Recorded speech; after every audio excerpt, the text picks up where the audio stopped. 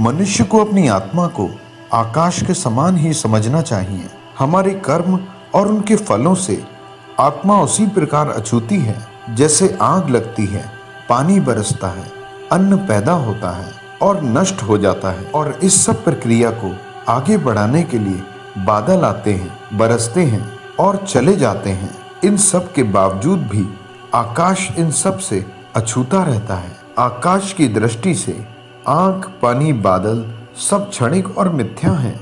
उसी प्रकार आत्मा भी आकाश के समान ही इस शरीर के कर्मों से सर्वदा स्वच्छंद है। जिस प्रकार जल का स्वभाव ही सबकी प्यास बुझाने का और गंगा आदि तीर्थों के जल से तो लोग पवित्र हो जाते हैं, वैसे ही मनुष्य का स्वभाव भी मृदुभाषी और सबके काम आने वाला होना चाहिए।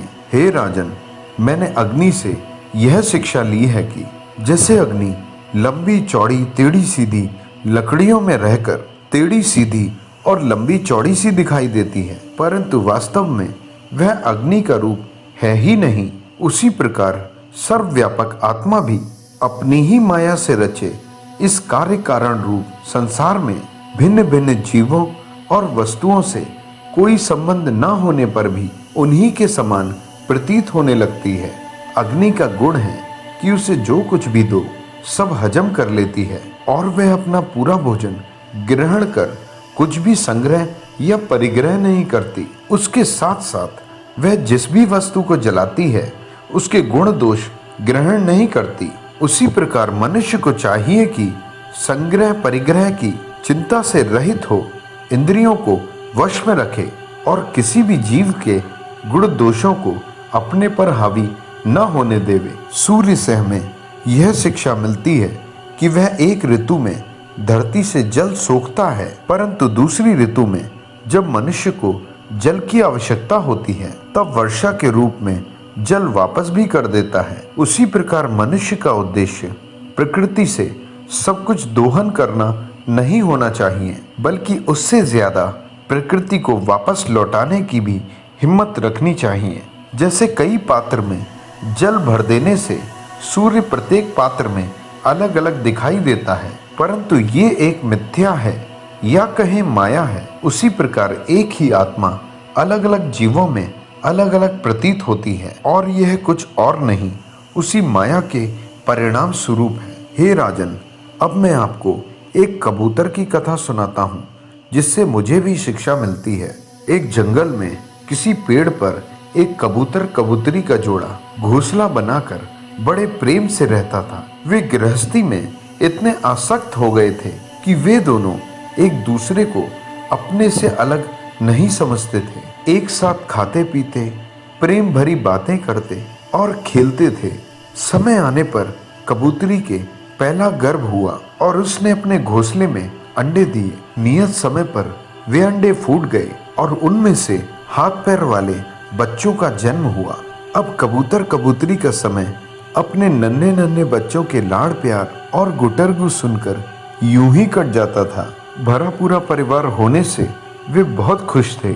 वे एक दूसरे के अचिंत्य प्रेम में डूबकर भगवान की माया से मोहित हो रहे थे। एक दिन दोनों नर मादा अपने बच्चों के लिए चारा लेने जंगल तक गए थे। क्योंकि अब कुटुंब बढ़ गया था, इसलिए चारा ढूंढने में भी अब समय अधिक लगता था। इतने में एक बहेलिया घूमता घामता उनके घोंसले तक आ पहुंचा।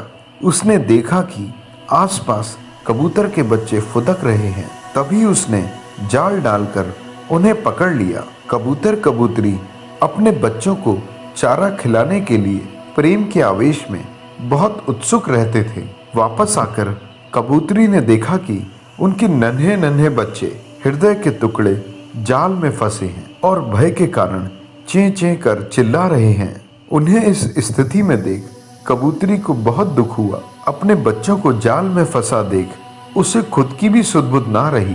प्रेमवश वह स्वयं भी जाल में जाकर फंस गई। जब कबूतर ने देखा कि मेरी प्राण से प्यारी प्रियतमा और नन्हे नन्हे बच्चे भी बहेलिये के जाल में फंस गए हैं, तब वह अत्यंत दुख के कारण रोने लगा और सोचने लगा, हाय मेरा जीवन व्यर्थ हो गया।